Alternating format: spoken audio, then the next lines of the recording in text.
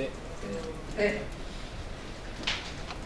남북평화협력기원 남측예술단이 3박 4일 두 차례 가진 평양 공연을 기대 이상의 성과를 내며 마무리했습니다.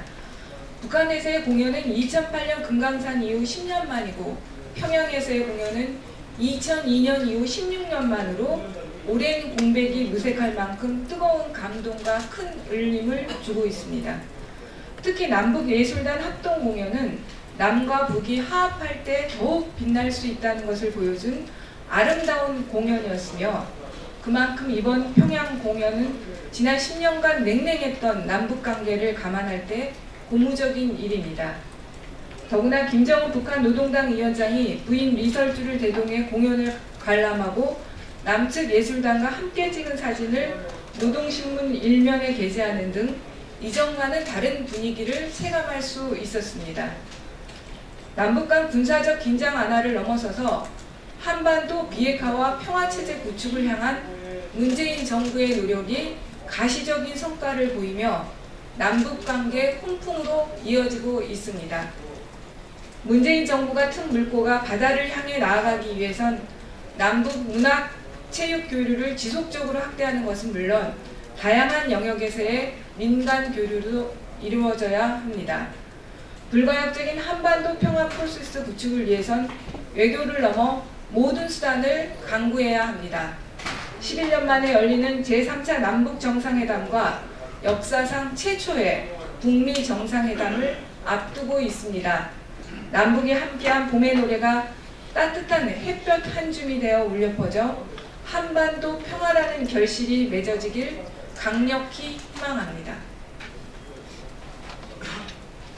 박근혜 전 대통령 선고 공판에 대해 중계방송과 관련해서 브리핑하겠습니다. 법원의 박근혜 전 대통령 1심 선고 공판 생중계 결정은 헌정사상 최초로 대통령 탄핵을 불러일으킨 당사자이자 우리 국민 대다수가 촛불 집회에 참여했을 정도로 국민적 관심이 집중된 사안인 만큼 공공의 이익을 판단의 근거로 한 것으로 법원의 결정을 존중합니다.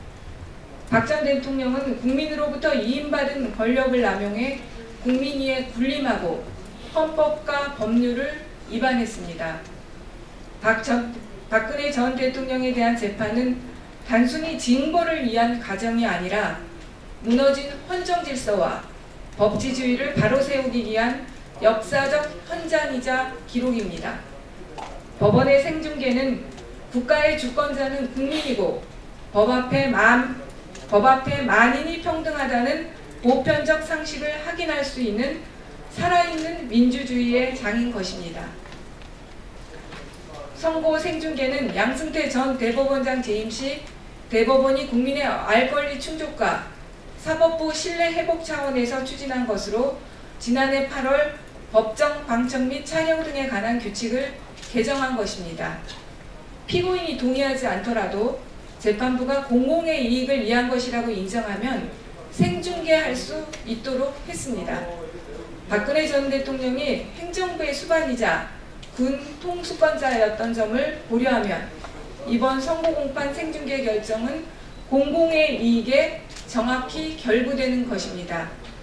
이미 미국을 비롯해 영국과 뉴질랜드, 호주, 캐나다와 중국 등에서 전면적 또는 부분적 중계를 허용하고 있기도 합니다.